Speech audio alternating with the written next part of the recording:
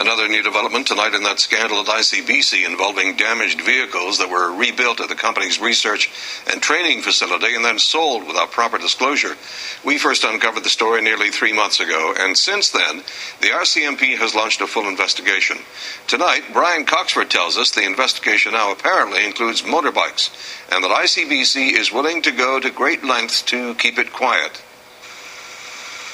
It's not the burst of sudden summer weather that's put the big smile on Rob Ozma's face, even though it's a perfect day to be out there driving a top-of-the-line Harley.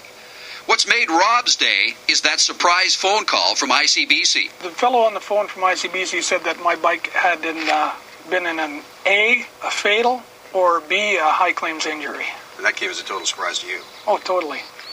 Because when you bought the bike, it was accident-free. Yes, it was. Stated to be. According to the declaration. Mm-hmm.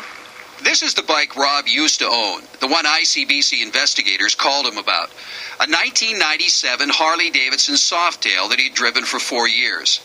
Even though it was declared road safe with no accidents, Rob, a longtime driver, knew something was wrong. In the 3.5 years that I owned it, I put on a front wheel bearing 3 times.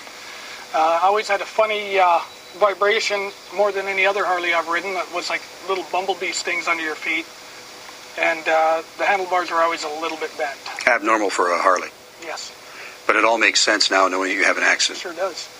Rob has learned his former motorcycle was rebuilt at ICBC's Training and Research Center in Burnaby, the same place where 97 other vehicles were fixed up after being written off and sold without accident declarations. 22 of them went to ICBC managers. The corporation said they would replace Rob's bike, offering him less than he paid for the damaged Harley, but he stood his ground. Looked at this bike sitting in the showroom. I'd already put a hold on it. So when ICBC showed up, I said, I want you to buy me the most expensive bike in this store before I leave today, or I'm going to sue you. Now, this story takes a strange twist when it comes to the money exchange between ICBC and Rob so he can buy that new bike. It took place right here in the Tim Hortons parking lot. The investigators phoned Rob at 4 in the afternoon, told him they would cut him a check, and they were to meet here at 4:30. They apparently didn't want to go to the ICBC office, which is only a block and a half away. I'm quite familiar with the Insurance Act, and that contravenes 42.1 of the Insurance Act, so that definitely should be looked into for sure. He wanted me to sign a waiver. He forgot to get me to sign the waiver. Forgot to bring it. Forgot to bring it. The waiver was to not go to Global News specifically.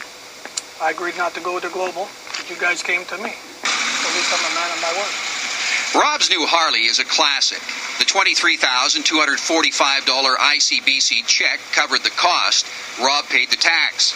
It's much safer than the damaged vehicle he drove for 4 years, which went back to the training center where it was rebuilt and was dismantled in less than 24 hours.